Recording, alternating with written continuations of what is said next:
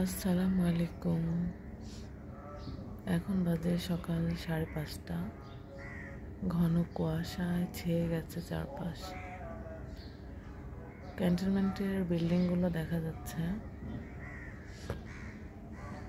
সামনে প্রচুর ফাঁকা জায়গা, ঘন গাছপালা,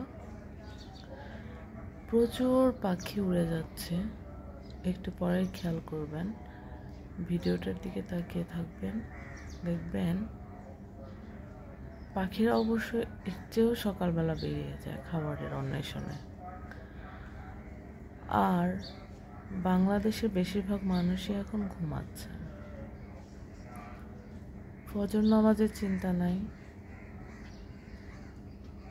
এই যে সে জাগ্রত হবে বা আল্লাহ তাকে এই রাতে, সে তো মারাও যেতে পারত, এইসব চিন্তা নাই। দেখেছেন পাখিরা কিভাবে খাবারের অন্বেষণে, এই যে প্রচুর পাখি, এই যে দেখেন,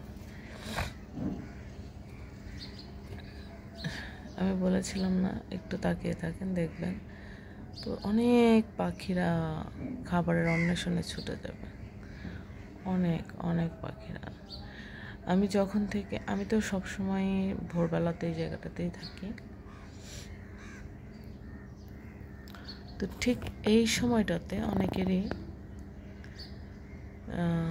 ঘর থেকে বেরিয়ে হাঁটাহাঁটি করা, নামাজ পড়ে একটু হাঁটতে বের হওয়া, মানে কি আপনার শরীরের জন্য ভালো হলো।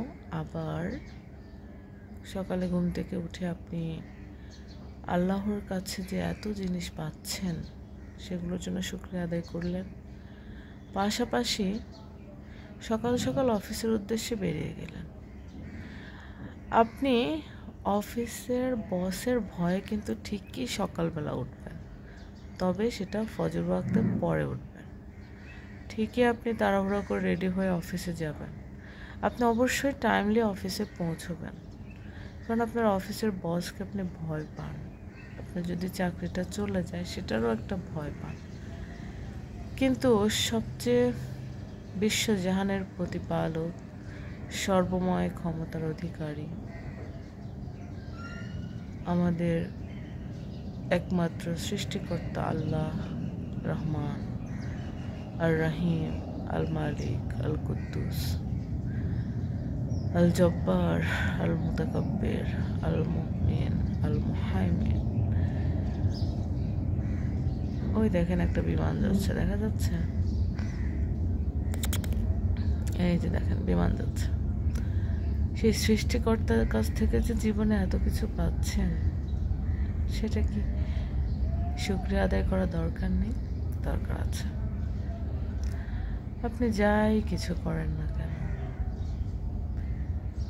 চিন্তা করবেন এই যে পৃথিবীতে এত এত মানুষ যে মারা যায়, ওরা যায়টা কোথায়? আল্লাহ পাক বলেছেন তাদেরকে পুনরুত্থিত করা হবে। পুনরায় যদি তাদেরকে উঠানো হয়, তাহলে আমাকে আপনাকে উঠানো হবে। তাহলে আমরা কেন উঠানো হবে আমাদেরকে? মক্তবের ছাত্র ছাত্রীরা, তোমাদের আরবি পড়ার সময় হয়েছে, তোমরা মসজিদের মক্তবে চলে আসো। সম্মানিত এলাকাবাসী, আপনাদের বাচ্চাদেরকে কোরআন শেখার জন্য নিজ দায়িত্বে মসজিদের মক্তবে পাঠিয়ে দিন। মসজিদে ডাকছে বাচ্চাদেরকে আরবি পড়ানোর জন্য। আর মানুষ ঘুমাচ্ছে। মানুষ কত অদ্ভুত।